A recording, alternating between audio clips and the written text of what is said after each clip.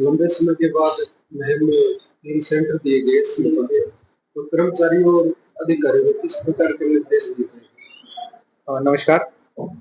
आपकी बात सही है। हमारे रोहतक को भी सीईटी की परीक्षा जो ग्रुप सी, हरियाणा सरकार के जो ग्रुप सी के पद हैं सभी विभागों में, उनके लिए सीईटी के 5 जो ब्लॉक्स हैं और 3 जगहें, 3 सेंटर्स महम में भी आए हैं।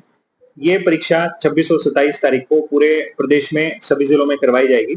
और क्योंकि एक ये कॉन्सेप्ट चेंज हुआ था, पहले सभी विभाग अपने-अपने कर्मचारियों को अलग-अलग तरीके से क्वालिफिकेशन के हिसाब से एचएसएससी या अलग एजेंसीज के थ्रू करवाते थे।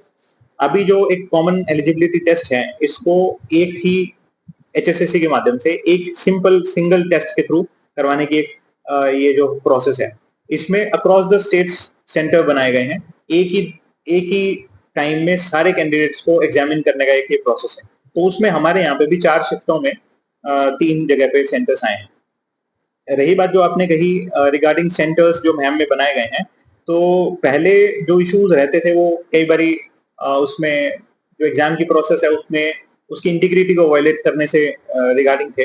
अब ऐसा प्रोसेस नहीं है। जो कैंडिडेट्स हैं वो बेसिकली हमारे यहाँ जो कैंडिडेट्स आ रहे हैं वो भिवानी से हैं और झज्जर से हैं, अलग डिस्ट्रिक्ट से आ रहे हैं। तो हमारा प्रोसेस जो है, कोशिश ये है कि जो कैंडिडेट्स हैं वो नियरेस्ट डिस्ट्रिक्ट्स में जाएं और वहां पे अपनी परीक्षा देके आएं और न्यूट्रलिटी बनी रहे। सेम डिस्ट्रिक्ट के लोग यदि सेम डिस्ट्रिक्ट में परीक्षा देते हैं, उससे ज्यादा चांसेस रहते हैं कि उस परीक्षा की जो इंटीग्रिटी है उसमें उसको खंडन करने की कोशिश शरारती तत्वों द्वारा की जाए।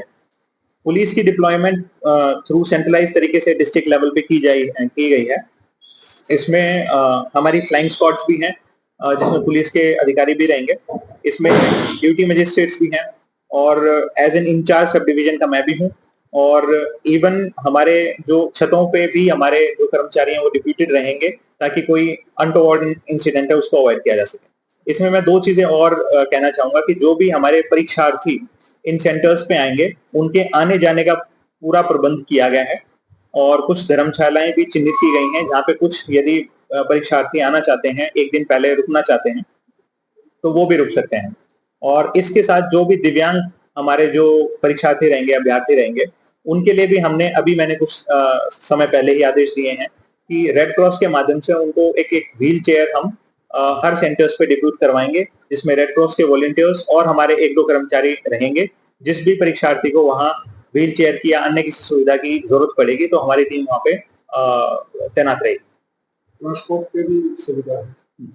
ट्रांसपोर्टेशन के जो है हमने काफी इंटीग्रेटेड तरीके से उसको बनाया है। हमारा जो महम के अंदर जो सेंटर्स हैं, उसमें जो विद्यार्थी हैं, जो परीक्षार्थी हैं, वो बेसिकली भिवानी से आएंगे। तो भिवानी से डायरेक्ट बसों की सुविधा जीएम रोडवेज के माध्यम से और हमारे जो आरटीए के माध्यम से की गई है। और जो रोहतक में जो सेंटर्स हैं, उनका जो है इंटरनल शटल सर्विसेज का भी प्रबंध किया गया है।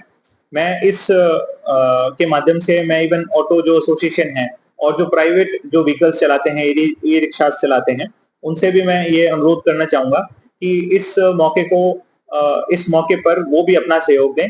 अपना जो भी जो किराया है उसको वो एकदम मिनिमम लेवल पे रख के और जो भी परीक्षार्थी हैं उनकी सहायता करें, ताकि वो समय पे अपने सेंटर्स पे पहुंच के और परीक्षा का समयबद्ध तरीके से उसमें शामिल हो सके।